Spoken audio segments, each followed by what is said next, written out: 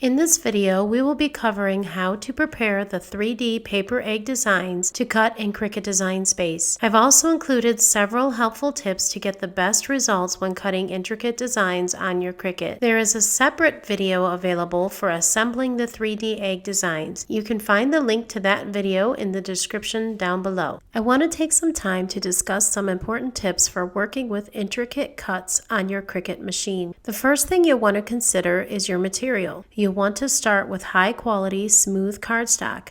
For this project, we are using 12-inch by 12-inch lightweight cardstock. My favorite thickness for intricate cuts is 65-pound cardstock. Using the same thickness or weight cardstock for my projects eliminates the guesswork for my cut settings and helps with paper organization in my craft room. A few of my favorite brands for detailed cut designs are Nina, Recollections, and ClearPath. I always look at price, availability, and color selection when choosing cardstock for my paper crafts. The second thing you'll want to consider is your cutting mat. I always use a light grip mat when cutting paper. It reduces the potential for tearing a design when lifting the paper from the adhesive. You can get by in a pinch with a regular mat that has lost some of its stickiness. It is important that your mat has enough tack to hold on to the small bits of paper that have been cut. The tackiness of the mat will prevent the small pieces of paper from getting stuck under your blade and preventing other areas of your paper from cutting all the way through. Make sure your mat is clean. Small bits of paper, vinyl, or fabric can raise your cardstock from the mat, creating bumps that will cause your paper to tear instead of cutting when the blade comes into contact with them. Once you place your cardstock on your mat, go over it with a brayer. The brayer will press the cardstock evenly to your mat and help it stay put while cutting. This step also helps the small bits from raising off of the mat while cutting.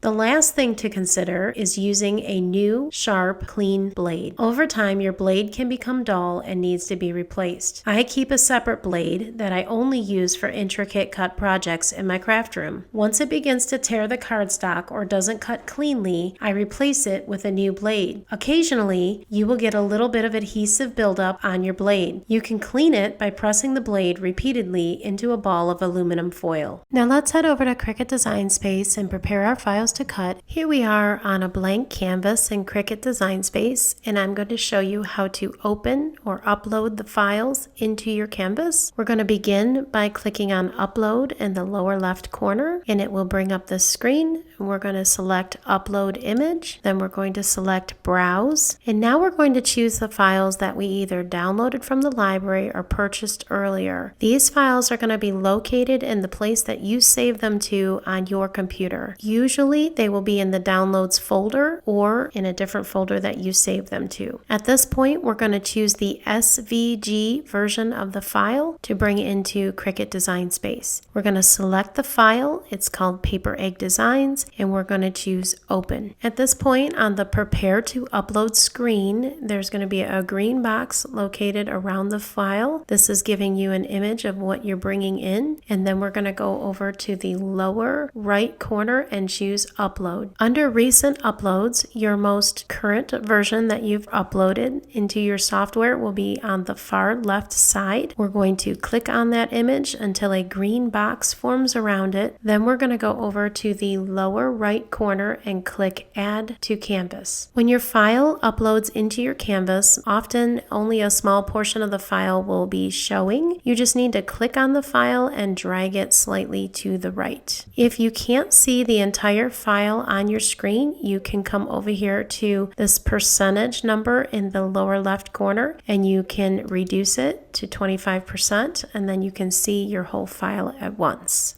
At this point, we can come over into the Layers panel at the top and ungroup the file. And now we're going to select the score lines for each individual egg design over in the Layers panel. The score lines will always be the very top layer of each individual egg design. We're going to select it, and then we're going to hit our Command key on a Mac or Control key on a PC. We're going to hold it down, and we're going to select each of the score lines for each egg. Again, they're the top layer for each egg design.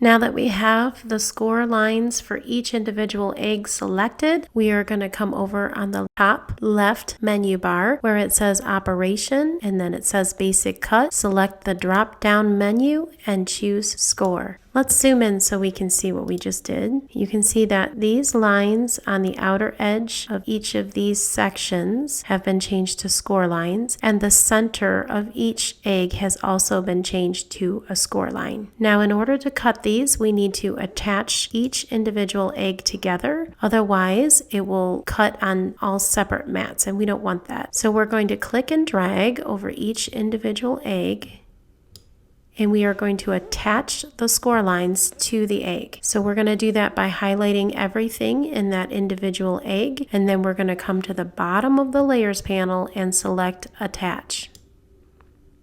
And we need to repeat this process for each of the egg designs.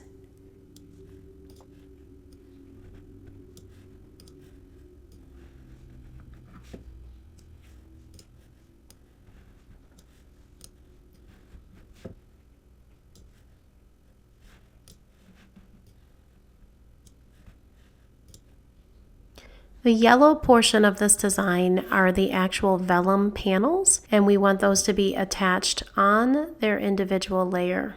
If you are having trouble with the vellum panels connecting to this last egg, you just need to click on it, ungroup it, and then it'll allow you to attach them individually. So this last section, we're going to highlight all of the yellow panels, and then we're going to click Attach. At this time, we have all of our individual eggs attached onto separate layers, and we're going to choose Make It. You can see that we did this right because each of the 6 egg designs are on their own mat, and the vellum layer is also all on its own mat together. So I'm going to go ahead here and change this top one to 8.5 by 11 because my vellum sheets are 8.5 by 11 in size, and the rest of the mats will continue to be 12 by 12. We are using 12-inch by 12-inch cardstock. At this point, if everything looks like my screen,